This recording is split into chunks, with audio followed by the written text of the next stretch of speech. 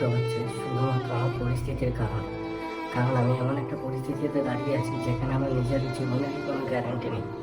বাড়িতে যাওয়ার পর আমি সকালবেলা হাঁকতে গেছি, আমার দিদি তার আগেই চলে গেছে। আমি আমি আমি দরজা ধাক্কা দিয়েছি, কিন্তু আমার দিদি দরজা খোলেনি। আমি এই নিয়ে বাবা মায়ের কাছে গেছি, কিন্তু বাবা মা আমাকে সাপোর্ট করে না করে আমার দিদিকে সাপোর্ট করেছি। তো আবার আমার বাইকটা হয়ে গেছে ফেলে ফেলে। আমি এখন কী করবো গাইস? আমি ভাবতে পারিনি আমার বাবা মা এরকম করবে, আমার দিদির বিয়ে দিদির দিকে টানবে, আমার দিকে টানবে না। আমি বলেছিলাম শুধু আর একটা বাথরুম করে দাও, আমার না দিদির খুব অসুবিধা হয়।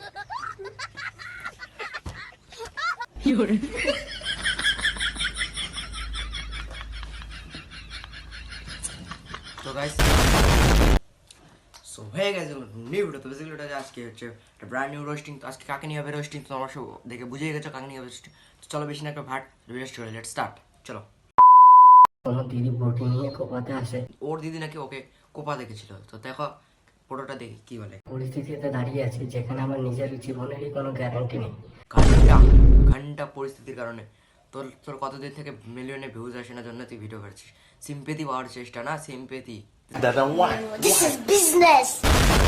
এবারে আমি মানলাম, কিন্তু কোনো দিদি বটি নিয়ে কোপাতে আসে, এটা কি মানা যায়? কোনো দিদি বটি নিয়ে কোপাতে আসে, সেটা কি মানা যায়?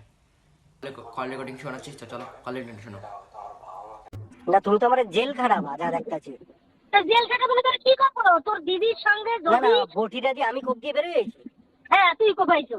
আমি কোপাই গেছি, বেরোয় গেছি মানে হ্যাঁ আমি তোর জেল খাটাবো। হ্যাঁ তবে আমি জেল খাটাবো। তুই যদি নিজের ভাই বোন যদি কাজ করলে যদি তুই বিচার না করতে পারো, তুই আজ একটা অন্য বউরে ওই কলিটা কি হবে আনে? আজ তুই বাড়ি আনছিস 5 মাস পর। ও না, আমি হ্যাঁ, সত্যি বটিটা নিয়ে আমি দিদিরে কোপাইতে গেছিলাম। দিদিরে কোপাইতে দিদি বটিটা আনছে, সেই বটি চলো এখন ও দিদি কি বলছে সেটা শোনা যাক। চলো।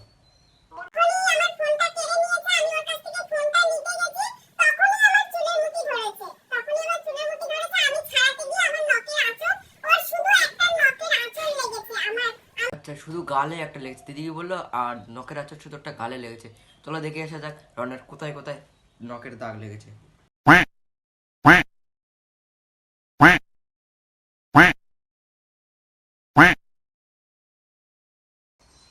এখানে এখানে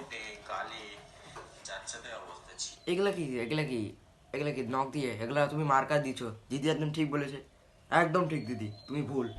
গঙ্গান্ত তুমি ভুল, দিদি একদম ঠিক, রাইট দিদি। শুধু দিদি একটাই মারেছে, বেশি মারেনি কিন্তু।